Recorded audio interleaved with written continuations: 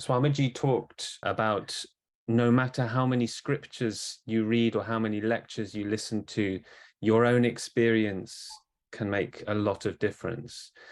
So he spoke in a practical way rather than with theory, or there was no doctrine. And could Babaji speak about yogis and how they teach, how there is no real doctrine or belief system one has to adopt, simply the mind has to become quiet? Very true. Swamiji insisted for sadhana, and he used to say many people misunderstand when they read a book that they have obtained knowledge. He used to say that a book reading is recommended. It is not totally prohibited. We have produced so many books. A book can be always motivating, showing the path, giving clues of what you are supposed to do and what you are supposed to achieve, and giving you an inspiration to go on this path.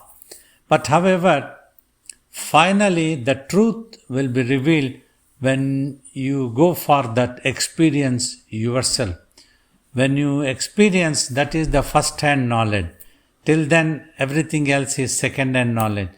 He also explained sometime, say, if directly a guru teaches, and if that is recorded, today we have a lot of facilities to such instruments are there, video, audio recordings can be done.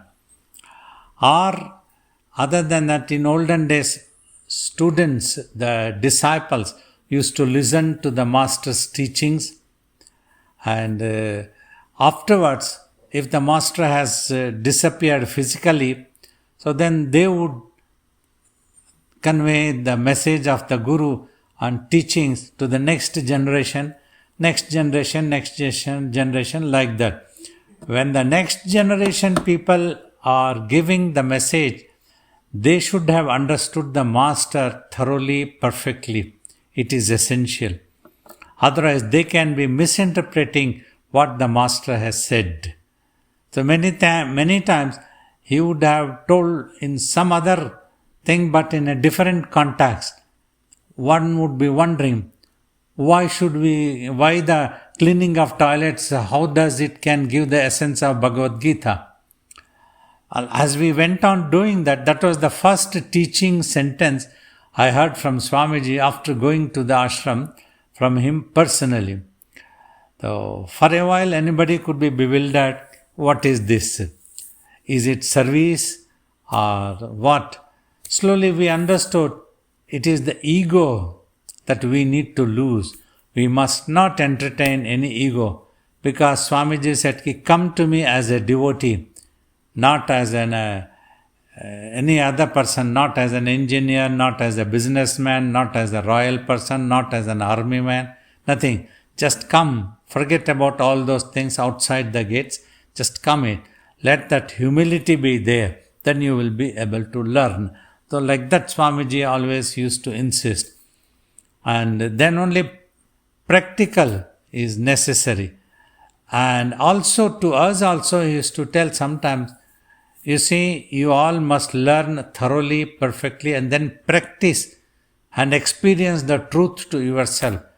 Then only you will be able to convey my message to the next generation in its perfect sense. Otherwise, you can be conveying in a wrong way if you have not understood. So, like this, he always used to insist. So, for that purpose only, he always used to tell, try to become a perfect, thorough disciple first. Do not be in a rush, urgent to become a guru. So, perfect yourself. Perfection is important. For that, sadhana he insisted. So, that's how Swamiji used to tell. So, that is necessary. Whereas, we all recommend reading a book is not wrong. Even Swamiji himself recommended reading Yoga Vasistha. But along with the second sentence, he said, if you can read and understand that scripture thoroughly, then you don't have to read anything. So that was important. All the three things. First, you read the Yoga Vasishtha, which contains my philosophy, then if you can understand that after reading, so then only you will have thoroughly understood everything and you may not need anything else to read. So like that only Swamiji insisted. So these things are important. Many times we try to finish the book in one night. Oh, in one day itself I finished the book and I have repeated the book so many times. But a transformation wouldn't have come if a person, I have seen such persons across, even in Swamiji's devotees, one who would read so many books, who was authority on books and would talk like anything. But when I did sadhana, then I understood that he is simply dependent on the book and he understood the book from the viewpoint of a book. He didn't understand in which context the master has told. Like for example, if I write 15 days after I went to Dehradun Ashram in 1974, Swamiji visited there and was sitting with me and he asked me, look, if you can clean the toilets of this ashram, you will understand the essence of Bhagavad Gita. If I write only that much, so 10 people, 50 people may understand that in different ways. Ashram going that is all. You have to only clean the toilets. One boy was bewildered actually. Coming to the ashram, it can be quite discouraging. If you teach this one, Babaji, you should not tell this to devotees newly, if anybody want to come to ashram particularly. So I was surprised. So that was the attitude of a person. So like this, misunderstandings can always happen. So one need to understand thoroughly, perfectly. For that, sadhana is important. Say Swamiji said, you have to meditate also. If you are reading a scripture reading, slowly read a few pages, 2-3 pages, and try to digest what has been said. And then meditate also. Then only, next day only, read others. Simply if you read the book only, you may not be able to understand. So like that Swamiji recommended book reading also, scripture reading also. Along with that, you must be practicing. The sadhana must happen. Thank you, Babaji. So Swamiji also said no need to run to forests or caves. He wanted to bring meditation to every doorstep and for people to think of an excuse not to meditate. So you can sit in any comfortable posture, you can live any way of life you want. He was quite unique in that regard, Babaji has always said. Yeah, definitely. Because you see, in some of the scriptures, we get to read that some sages used to go on the outskirts of the town to the jungles, forest areas where they could sit peacefully and do meditation. They did tapas like that one. So watching that, if we also think everybody who want to deeply meditate or do tapas must go to a forest or a cave, sit there. No, the idea of going to the forest or a cave is just to find a serenity, quietness, solitude that is necessary. But Swamiji alerted and warned, beware, you will be carrying your mind also to the forest or to the cave, and that will trouble you. You will sit in a cave thinking that you have given up the whole world. The whole world will come on to your mind. You will be wondering the same thing. Any food item that is dearer to you, any personality that was dearer to you, anything that you are missing in the life, you would be thinking of all those things only. You will get frustrated. Very soon you will come back to the world. So thus you are always a worldly person. Being a worldly person, not being a worldly person, is all through the mind. So instead you practice at your home itself first, 1 hour daily practice. Slowly and slowly as you mature, as your mind becomes more silent, and on its own the vairagya comes. Then if you want to find a solitude, just like Swamiji went to graveyard and sat there until a temple was built. So the idea that he went to the graveyard was the village urchins, boys, children were troubling him all the time, throwing mud and throwing kerosene dipped cloth and putting fire, and throwing some stones quietly to find, oh, he should not be able to know anything if he do it because he is in samadhi. So that type of what you call it as misunderstandings, not proper knowledge. So superstitious beliefs people entertain always. For that reason only Swamiji went and sat in the graveyard thinking that the children will not come there, they will be scared and there won't be any trouble. But there he had to find other type of troubles. It was rainy season, he was sitting on the ground, so then his skin got decayed, rodents or something, scorpion, something would be biting all the time. It was becoming very difficult for him to keep the mind in samadhi. That was when one night he got up of samadhi, started crying. He was a small child of 14-year-old. He wanted to go back home. But he had the vision of the same Jangama sage who was standing at the gate of the graveyard. He said, for 12 years you have to do this tapas. Till then I will not allow you to go anywhere else. Afterwards you can do whatever you want to do. Once he heard this 12 years is what the Jangama sage wants him to sit, then Swamiji became determined. That was his nature. Hang on to it. Then he said, only death of the body can stop me doing that tapas. So until 12 years, I won't bother for anything. I will just do the tapas. He came and sat again. He never looked back. So he had that inborn qualities of determination, mental strength, stamina. All these things were there, physical and mental stamina, that he could withhold all troubles of the body or torturous things. So that was there. But when he did not know, he wanted to go back. He thought, I don't know why the Jangama sage made me to sit. I never asked anybody to make me to sit for this tapa. But once he came to know, so then he continued. So like this, determination and understanding the technique of the Guru's teachings, they are all the very important thing. Not the location, not the place, inside a cave or under the tree or at home. Anywhere you can adopt a peaceful atmosphere and start practicing. And of course, as you said, his basic idea was to bring the meditation to every doorstep. Nobody should think, for this reason I am unable to meditate and meditation is not for me because I am in the world. That is not.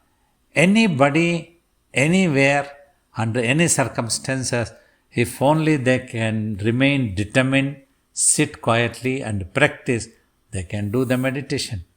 Meditation can be done at home, in your bedroom, in your puja room, or in your drawing room, anywhere that you can find some peace, peacefully. Of course, for beginners, a peaceful atmosphere will be needed.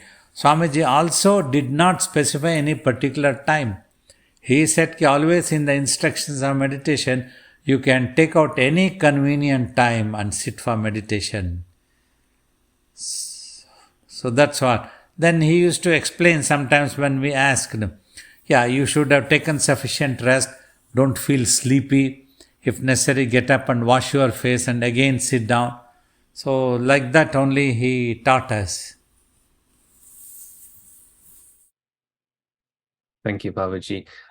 There's another quote that he's given. There are two paths for you to choose.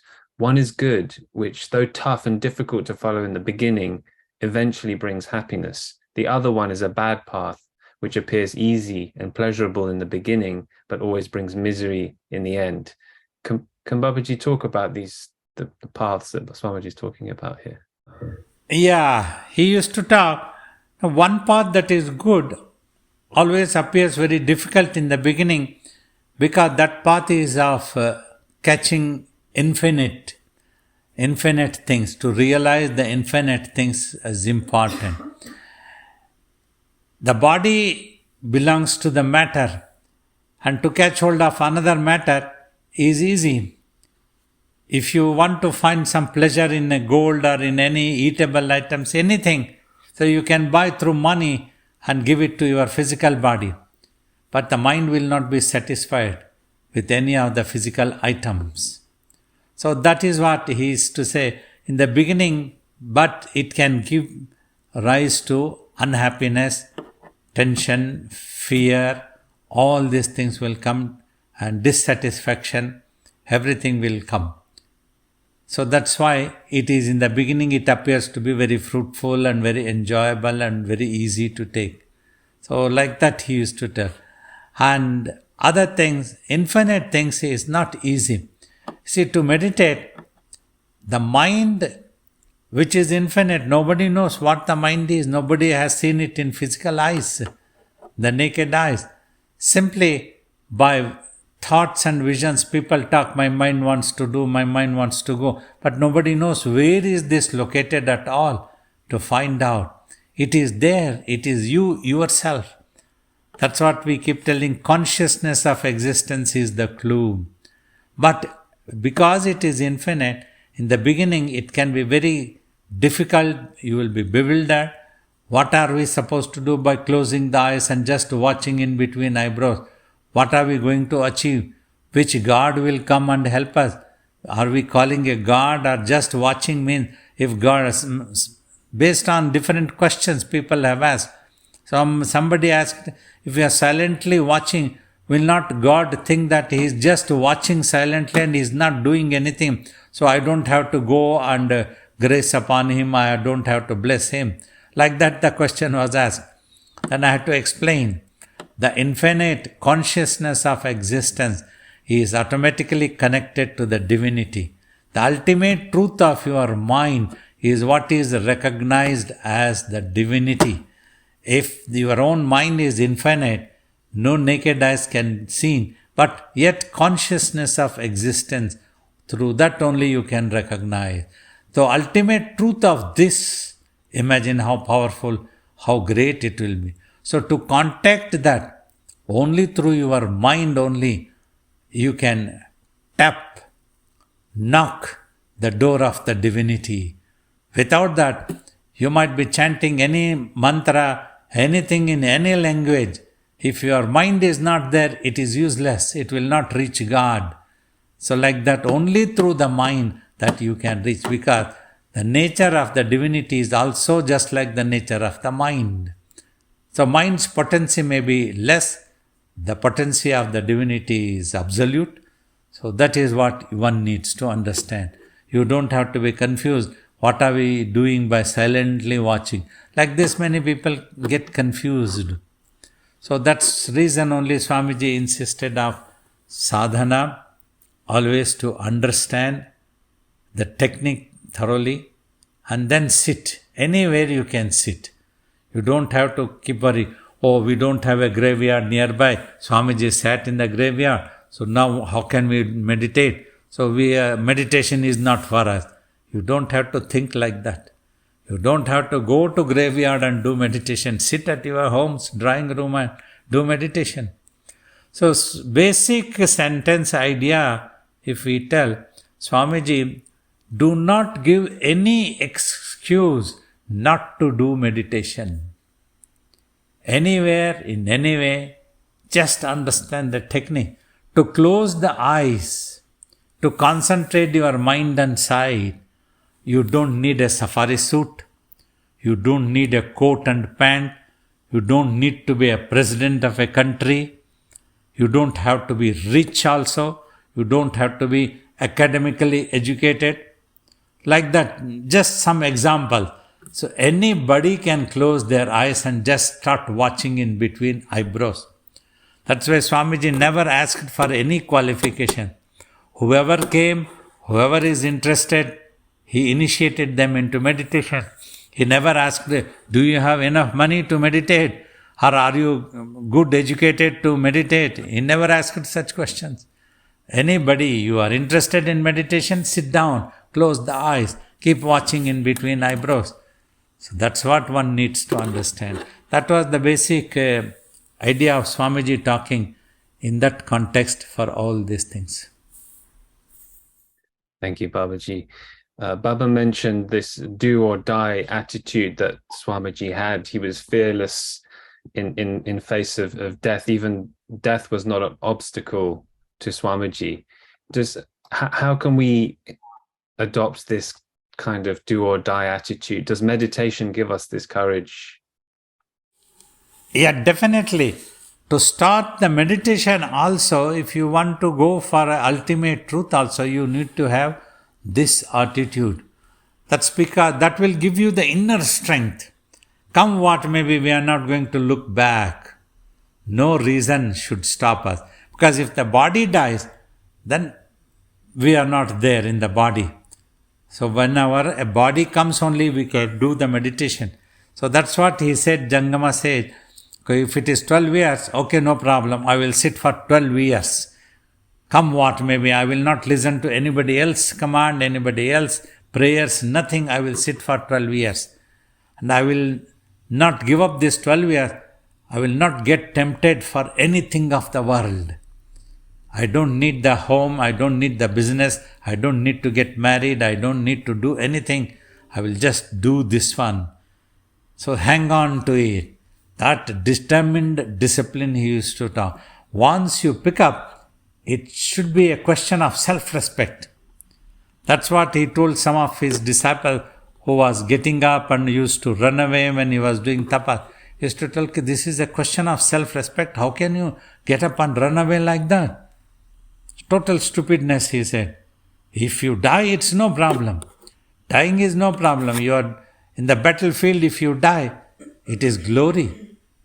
Everybody will understand. He tried to protect his country, safeguard his country till the last moment, till the last breath of his life. And he got killed. He is a martyr. That's what people will tell. He is not a coward. But if you run away from the battlefield, then that person is a coward. So that's how, when Swamiji made me to sit for tapas also, this is the sentence I heard. Either you come out as a yogi or your dead body must come out. Means only death should stop you from doing this tapas. You must not go out for any reason. So many temptations might come, pressures might come, people might be doing this, the trouble, try to disturb the tapas. You must not get disturbed. That determination was inborn quality of Swamiji. Otherwise, he was not spiritually trained. He had no knowledge of any scripture. Nobody had taught him any such, you have to be disciplined, you have to be like this, you have to be like this. He was like that, and he, within a moment's notice, he got into deep meditation. So I have to watch in between eyebrows. He didn't bother why I have to watch. That's how Swamiji used to tell. The Jangama sage touched with his thumb in between my eyebrows, asked me to concentrate my mind and sight and keep watching there. And I went on watching. He asked me not to repeat anything. I did not repeat anything. Do not imagine anything. I did not try to imagine anything. And Samadhi came. Like that. So that means, see, Samadhi occurring is not a difficult thing. For a person to remain disciplined, determined is the most difficult thing. Once you have these two, then ultimate truth, self-realization, anything becomes quite easy. You will not give up, you will do that one. Because you don't have that courage, that discipline, all these things, you keep giving up, you keep postponing. That's what Swamiji said. You will be postponing, I can do tomorrow, I will do the day after tomorrow. Then you start thinking, no, meditation is not for me. Why meditation is not for you? You are not interested. You need to be interested. That is, you don't understand why you need the meditation. If you are interested, if you understand why you need it, if you are determined, if you are disciplined. That's why I told in the 1 hour, the moment I told sitting in any comfortable posture, keeping your back and neck straight, commands are being given by the master, then gently close your eyes. Concentrate your mind and sight in between eyebrows and just keep watching there. As you are trying to do this, the mobile rings. Your friend is calling, your relative is calling, your somebody is calling. What are you doing? Oh, I am trying to meditate. I am in the class meditate. I have to do some meditation. What is this meditation? Later I can teach you also. Let me learn. So 1 hour goes like this, talking.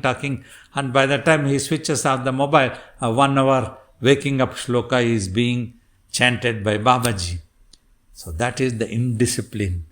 That is the reason they are unable to meditate. They should have that. Shraddha is the word.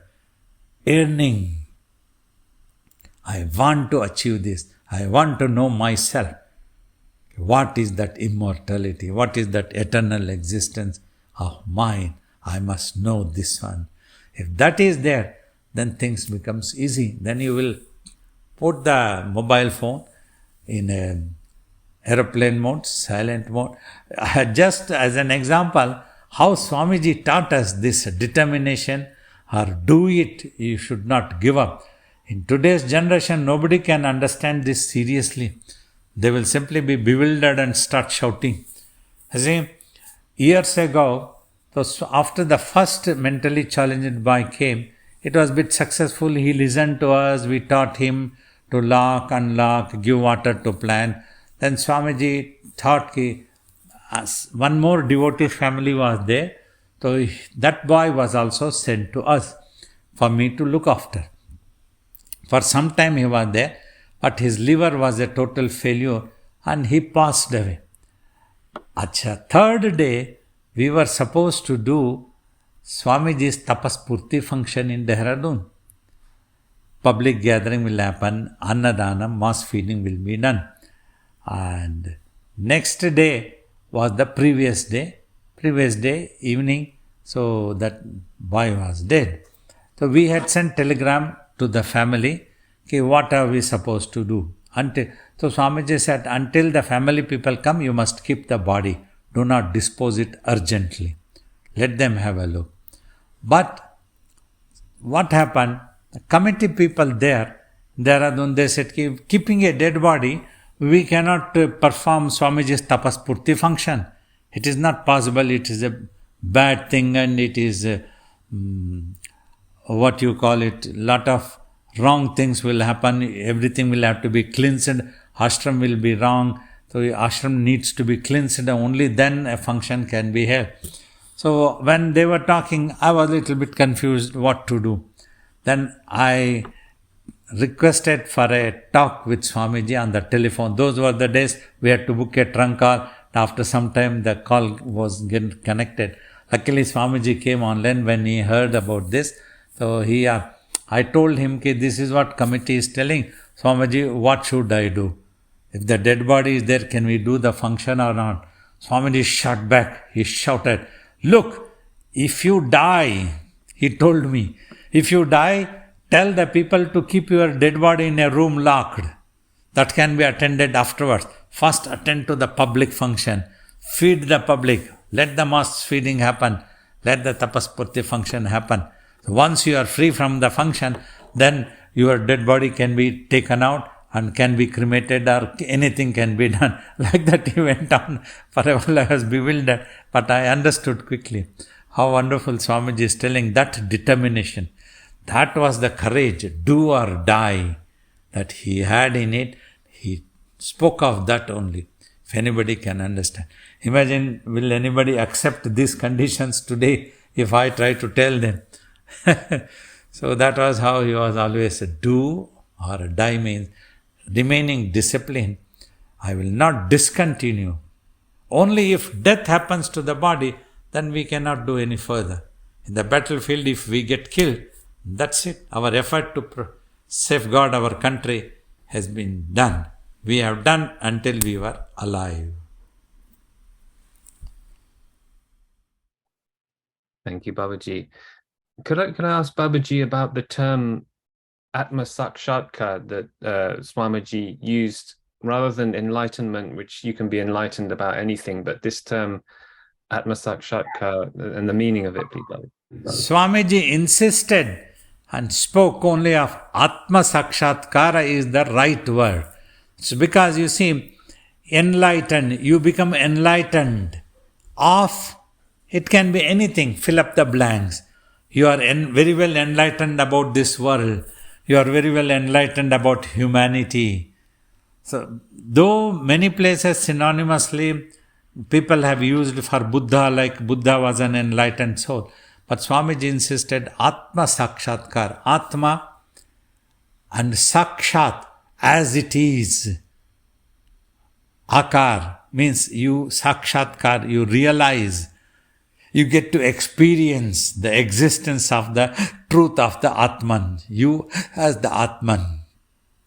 Like that he said, that's what he insisted. It is Atma Sakshatkar. The one who would have obtained Atma Sakshatkar is a yogi. Nobody else can be a yogi, he said. This is, he insisted. Not that he is half yogi, full yogi, 3/4 of yogi, doesn't happen.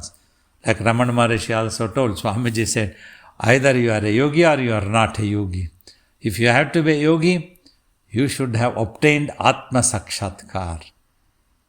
That is what nearby English word could be self-realization. But don't know whether it will be exactly like that or not.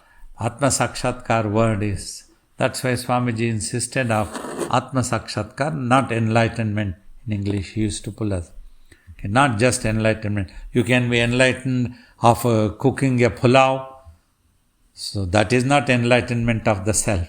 So that's how he is an enlightened soul, means what is he enlightened about? Like that Swamiji used to ask and talk. So that's why he insisted only of Atma Sakshatkara and nothing else. Thank you, Babaji. On the topic of the Atma Sakshatkara, Babaji asked Swamiji at the ashram that in the scriptures, the teachings, it said that total Atma Sakshatkaram is when the Jivatma, the individual droplet of the real self, merges with the real self that is God. And then Swamiji replied, look, if you merge in the space, or if the space engulfs you, making you to merge in it, both are the same. Combination of supreme consciousness and energy together engulfed Jivatma called Satyaraju, and only consciousness remained as Shiva Bala Yogi. Could Babaji talk about this? So because Swamiji at least once he spoke to us, a cameraman who was the secretary, he is the studio owner, he had come. Swamiji asked him, hey, you are taking my photographs in so many years. What have you seen in my body? So he couldn't understand. So Swamiji sat on the dais in a lotus posture, asked, you take from the right angle and one photo from the left angle. He showed on the left side of my body, Lord Shiva's symptoms are there, Amsha. The jata was also big and like it was like a man. He used to show my left hand, that's why he's very strong. Right side is all the women features. So he used to his chest and he used to show his eyebrows also. It is very sweet and little like a lady. That's why he used to talk plain. My hand is also, if you touch my right hand, you will feel that you have touched a lady's hand. And like he used to. So this is because you see, Shiva and Parvati, they stood in front of me, and after conversing with me, they entered my body. So this I remembered. Another day when I was talking to Swamiji in the midnight, when I asked the question, ki Atma Sakshatkar means when the Jivatma or the mind or the consciousness of the individual imagined self, it merges, goes and merges in the absolute self. Then the Atma Sakshatkara is known as. Then Swamiji, you told that appearance of Shiva, Parvati and they entering your body, is that the final or though anything further is there? Swamiji said, that's what it happened.